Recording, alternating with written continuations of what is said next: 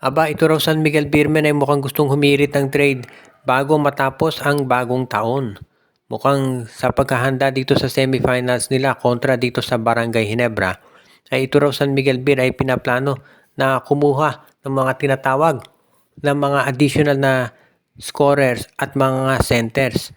Kabilang daw doon sa posibleng tinitignan ng San Miguel dito sa kanilang opsyon ay itong si Jeyo Ambohot dito sa Titan Ultra at pati na rin daw si Brandon Bates ng Meralco at si Brandon Ramirez ng NLEX. Nandyan din daw si Christian David dito sa Blackwater Bossing. So isa dyan sa mga nabanggit, si Jeyo Ambohot, si Brandon Bates, si Brandon Ramirez at si Christian David ang posible raw na i-acquire ng San Miguel Beermen. Linawin natin, hindi mangyayari ito ngayong season at ngayong conference na to. Malamang, actually, ang gusto na San Miguel, bago magsimula yung semis nila kontra Ginebra, magawa na yung trade. Pero hindi pa natin natitiyak na ito'y matutuloy talaga.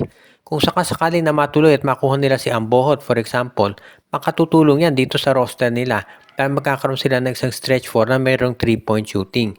So sa tingin ko, doon sa mga nabanggit, itong si Ambohot ang pinakamadali nilang makukuha. Si Brandon Bates at Brandon Ramirez, mahirap yan dahil syempre nasa MVP group. At itong Meralco, hindi siguro papakawalan to si Brandon Bates. Ito si Brandon Ramirez, pwedeng i-trade yan ng NLEX pero big man din sigurado hahanapin niyang kapalit. Ngayon, ito si Christian David, yan ang interesting.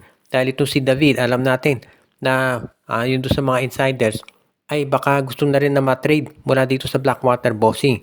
At kung mapupunta yan sa San Miguel, magandang addition yan para dito sa kanilang lineup. Kaya sa tingin ko, pwedeng-pwede talaga ito si Christian David para dito sa San Miguel. Lalo na at naghahanap sila ng mga tinatawag na mga players na pwede talaga na maging isa doon sa mga anchor nila pagdating dito sa front court at magagawa yan ni David.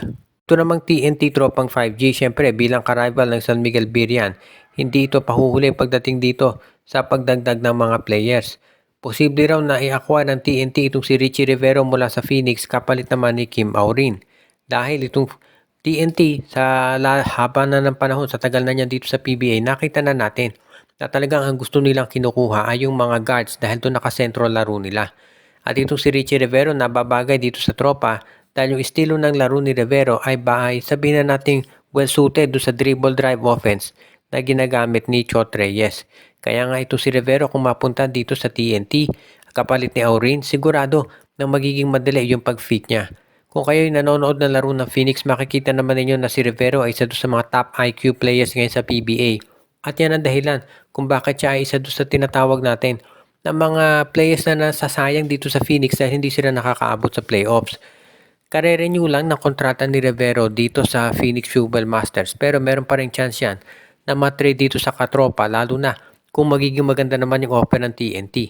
Mahusay na player ito si Kim Aurin so pwedeng-pwede yan talaga na maidagdag dito sa kanilang lineup. At sa tingin ko, isa yan dito sa magiging sabihin na nating options na gagawin ito si Coach Chot Reyes lalo na kung makita niya na medyo magiging matindi yung labanan kontra dito sa Ginebra or San Miguel.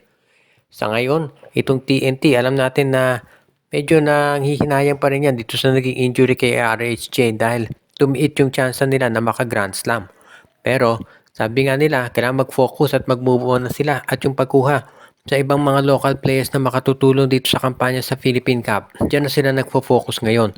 At ito si Richie Rivero, mukhang iyan yung player na sa tingin ng management ay merong malaking maitulong dito sa TNT at alam naman natin na quality player talaga ito si Rivero kaya pwedeng-pwede yan sa tropa.